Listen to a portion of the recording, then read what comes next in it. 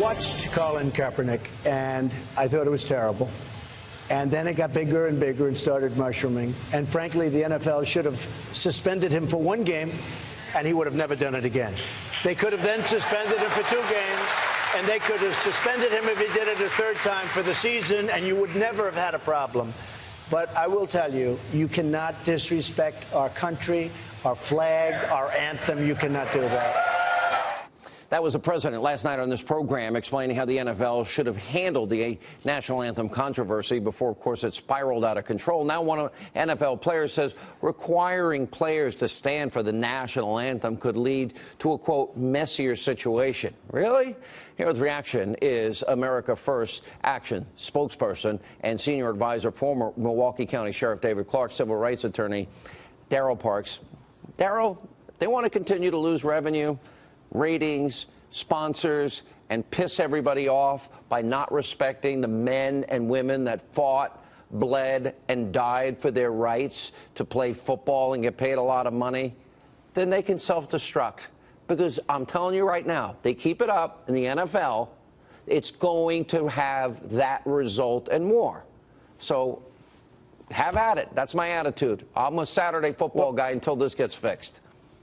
Well, without question, I don't think this issue has ever been about disrespecting the country, the flag, or the anthem, Sean. I think we are at a point now where we as a country... People died fighting under that flag. So let's cut the crap and let's be honest with the American people. They bled and died fighting under that flag. That flag and that anthem deserve respect.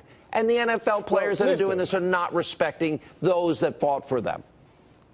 I think we're having 2 different conversations here.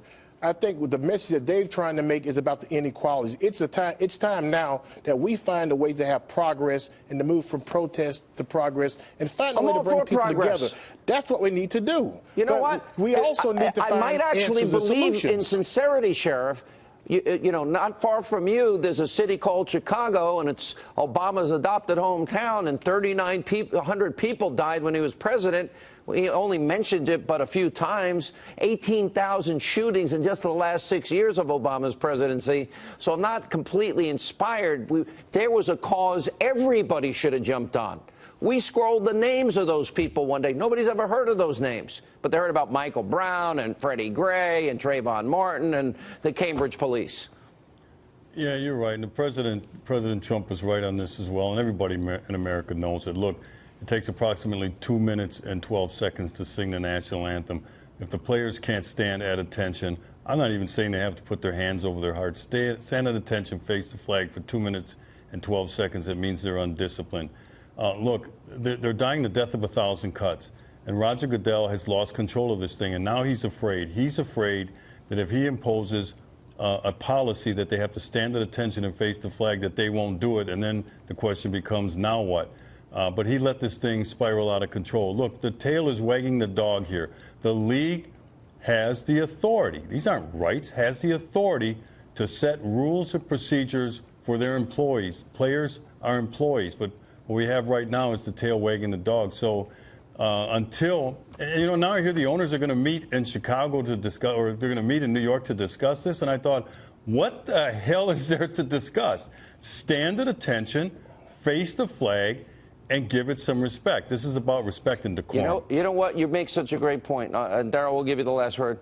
You know what? The Dallas Cowboys weren't able to honor the slain officers in Dallas. You know what? Players that wanted to say on the 15th anniversary of 9/11, put on their cleats, 9/11/01, never forget. That violation of freedom of speech, nobody seemed to give a rip about. So let's cut this isn't a First Amendment issue, is it? This isn't about the oppression of Jerry Jones and the Cowboys. This is about rules. This is about simple, fundamental understanding and respect for the men and women that give us our freedoms. It's that simple to me. But, Sean, let me say this. I think it's also about the respect that these players deserve as Americans who respect the flag, but they have the right to protest. But also, they have the right to ask for a better America. They want to see equality. But the NFL won't let them honor. Wait a minute. Then why won't the NFL let the Cowboys honor slain officers? Why?